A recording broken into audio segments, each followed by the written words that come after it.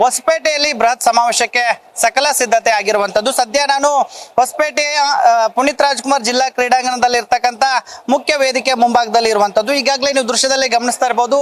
ಇದೇ ಒಂದು ವೇದಿಕೆಯಲ್ಲಿ ರಾಹುಲ್ ಗಾಂಧಿ ಅವರ ನೇತೃತ್ವದಲ್ಲಿ ಇವತ್ತು ಬೃಹತ್ ಸಮಾವೇಶವನ್ನ ನಡೆಸಲು ಸಕಲ ಸಿದ್ಧತೆಗಳು ಕೂಡ ಆಗಿರುವಂತದ್ದು. ಸಮರ್ಪಣಾ ಸಂಕಲ್ಪ ಸಮಾವೇಶ ಅನ್ನುವಂತ ಒಂದು ನಿಟ್ಟಿನಲ್ಲಿ 2 ವರ್ಷದ ಸರ್ಕಾರದ ಸಾಧನೆಗಾಗಿ ಈ ಒಂದು ಸಮಾವೇಶವನ್ನ ಮಾಡ್ತಿರುವಂತದ್ದು. ಸುಮಾರು ಮುಖ್ಯ ವೇದಿಕೆಯನ್ನ ನೀವು ಗಮನಿಸ್ತಾ ಇರಬಹುದು.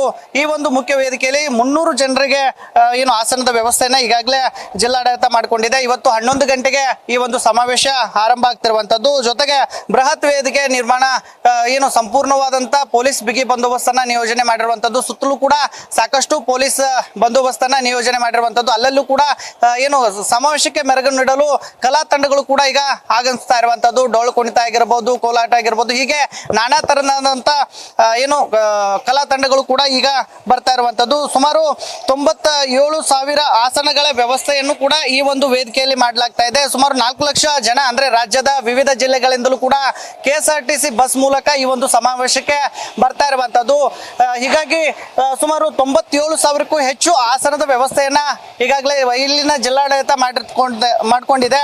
ಜೊತೆಗೆ ಊಟದ 600 ಊಟದ ಕೌಂಟರ್ಗಳನ್ನ ಅಂದ್ರೆ ಏನು ಬೇರೆ ಬೇರೆ ಜಿಲ್ಲೆಗಳಿಂದ ಬರ್ತಕ್ಕಂಥ ಜನರಿಗೆ ಯಾವುದೇ ತರನಾದಂತ ಏನು ಊಟದ ವ್ಯವಸ್ಥೆಯಲ್ಲಿ ವ್ಯತ್ಯಯ ಆಗಬಾರ್ದು ಅನ್ನುವಂತ ಒಂದು ನಿಟ್ಟಿನಲ್ಲಿ 600 ಊಟದ ಕೌಂಟರ್ಗಳನ್ನ ಈಗಾಗಲೇ ನಿರ್ಮಾಣ ಕೂಡ ಮಾಡಲಾಗಿದೆ. ಸುಮಾರು 200 ಎಕರೆ ಪ್ರದೇಶದಲ್ಲಿ ಪಾರ್ಕಿಂಗ್ ವ್ಯವಸ್ಥೆಯನ್ನು ಕೂಡ ಈಗ ಮಾಡಿಕೊಂಡಿರುವಂತದ್ದು. ಬಹುತೇಕವಾಗಿ 20 ಕಡೆಗಳಲ್ಲಿ ಅಂದ್ರೆ ಸುಮಾರು 4,000 ಬಸ್ಗಳು ಕೂಡ ಇವತ್ತು ಹೊಸಪೇಟೆಗೆ ಆಗಮಿಸ್ತಾ ಇದ್ದಾವೆ.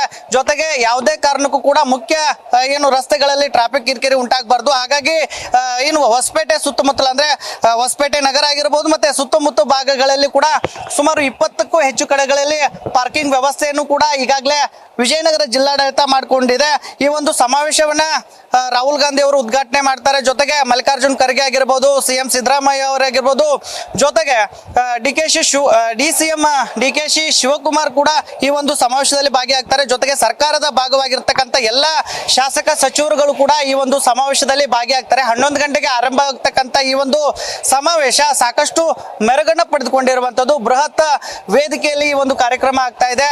ಜೊತೆಗೆ ಯಾವುದೇ ತರನಾದಂತ ಅಹಿತಕರ ಘಟನೆ ನಡೆಯದಂತೆ ಅವ್ರನ್ನ ಪೊಲೀಸ್ ತಪಾಸಣೆಗೆ ಅಂದ್ರೆ ಇಲ್ಲಿ ಬರ್ತಕ್ಕಂಥ ಜನರನ್ನ ಪೊಲೀಸ್ ತಪಾಸಣೆಯನ್ನ ಮಾಡ್ತಿರುವಂತದ್ದು. ಯಾಕಂದ್ರೆ ಯಾವುದೇ ತರನಾದಂತ ಅವರು ಏನು ಎಲೆಕ್ಟ್ರಾನಿಕ್ ವಸ್ತುಗಳು ಇತರೆ ವಸ್ತುಗಳನ್ನ ತರಬೇಕಾದ್ರೂ ಕೂಡ ಅವುಗಳನ್ನ ಪರಿಶೀಲನೆ ನಡೆಸುವಂತ ಒಂದು ಕೆಲಸವನ್ನ ಇಲ್ಲಿನ ಪೊಲೀಸರು ಕೂಡ ಮಾಡ್ತಾ ಇದ್ದಾರೆ. ಜೊತೆಗೆ ಹೊಸಪೇಟೆ ಸುತ್ತಲೂ ಸಾಕಷ್ಟು ಪೊಲೀಸ್ ಬಂದೋಬಸ್ತನ್ನ ನಿಯೋಜನೆ ಮಾಡಲಾಗಿದೆ. ಇಲ್ಲಿ ಬರ್ತಕ್ಕಂಥ ಸುಮಾರು 2,000ಕ್ಕೂ ಹೆಚ್ಚು ಪೊಲೀಸರನ್ನ ನಿಯೋಜನೆ ಮಾಡಲಾಗ್ತಾ ಇದೆ. ಜೊತೆಗೆ ಹೊಸಪೇಟೆಯ ಮುಖ್ಯ ರಸ್ತೆಗಳಲ್ಲೂ ಕೂಡ ಸಾಕಷ್ಟು ಬಿಗಿ ಬಂದೋಬಸ್ತನ್ನ ಕೈಗೊಂಡಿದ್ದಾರೆ. ಈಗಾಗಲೇ ನೀವು ದೃಶ್ಯದಲ್ಲಿ ನೋಡ್ತಾ ಇದ್ದಂತೆ ಎಲ್ಲೋ ಒಂದ್ ಕಡೆ ಈ ಒಂದು ಸಮಾವೇಶ ಸಾಕಷ್ಟು ಮೆರುಗನ್ನ ತರ್ತಾ ಇದೆ. ರಾಜ್ಯದ ವಿವಿಧ ಜಿಲ್ಲೆಗಳಿಂದಲೂ ಕೂಡ ಜನರು ಕೂಡ ಈ ಒಂದು ಸಮಾವೇಶದಲ್ಲಿ ಭಾಗಿಯಾಗೋಕೆ ಬರ್ತಾ ಇದ್ದಾರೆ. ಬೆಳಗಿನಿಂದಲೂ ಕೂಡ ಈ ಒಂದು ವೇದಿಕೆ ಮುಂಭಾಗದಲ್ಲಿ ಸಾಕಷ್ಟು ಬಸ್ಗಳು ಕೂಡ ಬರ್ತಾ ಇರುವಂತದ್ದು, ಅದರಲ್ಲಿ ಸಾಕಷ್ಟು ಜನರು ಕೂಡ ಬರ್ತಾ ಇರುವಂತದ್ದು.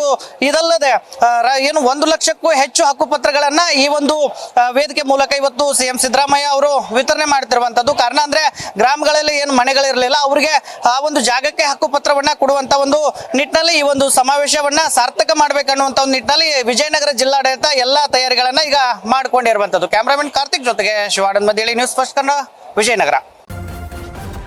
ನ್ಯೂಸ್ ಫಸ್ಟ್ ನಿರ್ಭೀತಿಯಿಂದ ನಿಮ್ಮ ಪರವಾಗಿ.